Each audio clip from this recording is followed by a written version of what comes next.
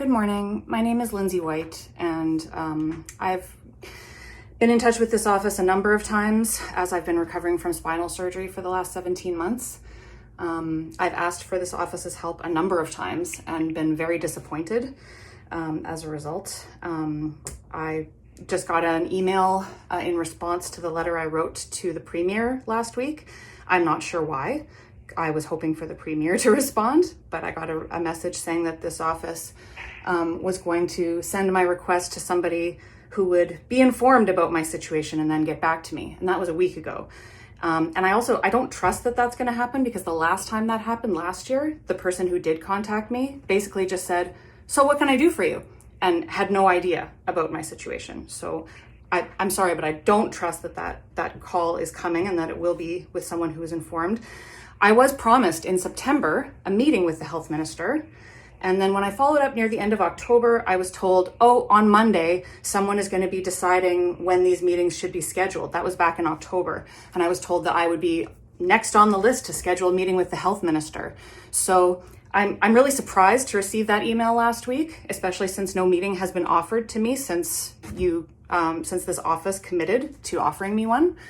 I don't like being lied to multiple times, and I don't appreciate the policy manager I was previously dealing with, who made me go and appeal and fight in court for no reason when he could have just adjusted the policy on my behalf. So that all said, is the health minister's office going to offer me a meeting, or shall I stop dealing with this office and instead deal directly with the Premier's office, which is who I recently wrote to? Let me just check, okay? Thank you. Hello, Lindsay? Hi. Hello. Hi. I see that there was an email that has been directed for review by department, so that's the only thing that I can tell you right now. Okay, I'm just going to move on to the Premier's office. Thanks anyway. I just want to say, it's really inappropriate for this office to promise me a meeting in September, to tell me in October it will be delivered, and then today to say, there's an email that's been sent along, and not offer me a meeting. Really inappropriate. I don't like being lied to, and particularly not by my elected official.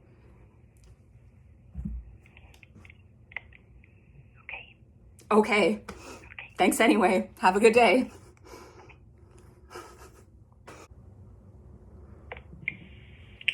Premier's office? Good morning. My name is Lindsay White, and I'm calling to follow up on a conversation I had a couple of days ago with someone from this office. I had written to the Premier at the end of last month, and a couple of days ago when I called, we were discussing my request for a meeting, and my reasoning for that meeting being that 3 other ministers indicated they would meet with me but have not done so, and the health minister's office failing me repeatedly. I'm just calling to follow up because the person I spoke with, I'm remembering that they said my file needed to be transferred from the health minister's office. So I was just calling to see if I could have an update on that, and to see if there had been any other decisions or any other movement on this situation. Okay, and the last name? Oh, sorry, my last name is White, like the color, White. Oh, okay. First name Lindsay with an E. Yeah. Okay, we received it on the 29th. Okay, and it was sent over to health. Sorry, 27th, and it was sent over to health. And it should still be with health at the moment. So your office hasn't requested my file yet, or it has requested it and We don't request it, we referred it to health, and because they're the subject matter experts, they would be the ones responding back to you. Okay, well, I'll just explain to you what I explained to the person a couple of days ago that I spoke to. The health minister's office has not only just failed me repeatedly, as I mentioned, but they have also lied to me repeatedly. They did send me a letter saying that they would have someone be in touch with me and that person would be informed about my situation. But the last time they did that, someone called me up and said, "So what can I do for you?" and didn't know who I was from a hole in the ground or didn't know anything about my situation. So I have some broken trust there.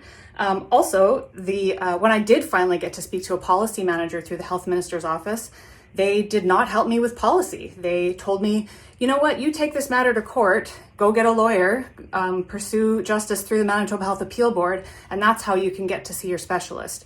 And that is not acceptable for a person who's recovering from spinal surgery, for that to be on me. So I feel that the policy manager really let me down. So in my communication, I laid out very clearly the policy change that is necessary for me to access the help I need. And it cannot wait anymore, because my spinal surgery recovery period is almost completely expired. It was supposed to be 12 to 18 months, and 17 of those months have passed.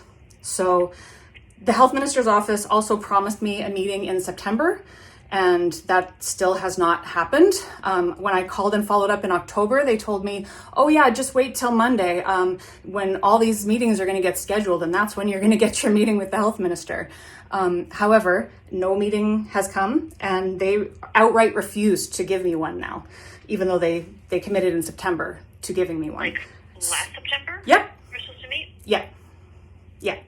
So I don't think that referring my situation back to the health minister's office has any chance of being productive. If I were wrong, if I were mistaken, I would love that. That would be great.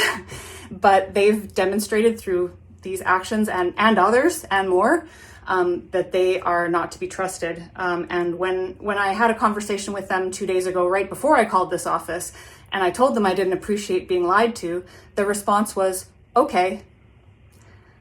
So I don't think I want to deal with them anymore, because they don't care about lying to me, and they don't care about being informed about my situation, and they'd rather send me to court than examine policy, which is very much under the health minister's purview and within a policy manager's responsibilities and power.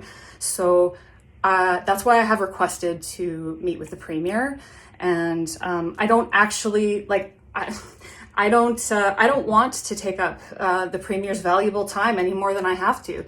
But I have requested meetings not only with the health minister, but with the Minister of Public Service Delivery and the Minister of Justice, and have also not been able to secure meetings with those departments either. So something must be done. The situation must be escalated. So that's why I'm saying this policy must be examined urgently. And it is not just about my healthcare, although the reason I'm calling and pushing this forward as hard as I can now is because my spinal surgery recovery period is almost completely evaporated. I've been writing to the health minister since right after I had the surgery last year, and receiving no help. But this is about not just me. This is about over 5,000 other people in the province who have my same connective tissue disorder, and all of them are suffering without the health care that they need. So that's why when I sent my letter at the end of last month, I included a support letter from EDS Canada, which demonstrates that this affects thousands of Manitobans. So it's an urgent issue for me personally. It is an important issue for the province as a whole, and for healthcare for thousands of Manitobans. So what do you suggest I do as a next step? What would you do if your health and your life were on the line in this situation? I can provide my own my opinions on it, but what we can do is I can call the health department or health minister and check to see where your file is at. If they're not going to be responding to you, they need to let you know that they're not going to respond to you, and if they are, they need to provide that response. Well, I've been saying that for a year and a half. So I'm with you there. I'm with you. But like I said, I've been writing to the health minister and calling, and they all they've told me is lies. Oh yes, sure, you'll get a meeting. Oh, it's coming soon. And then now just, okay, we're just not entertaining that. Okay, but now the Premier's office now has record of this communication to the health office. So we need to make sure that whatever files we're sending over, we need to either have a response, regardless of what the response is. Yeah. So I will follow up to see where our response is to make sure that you have your response.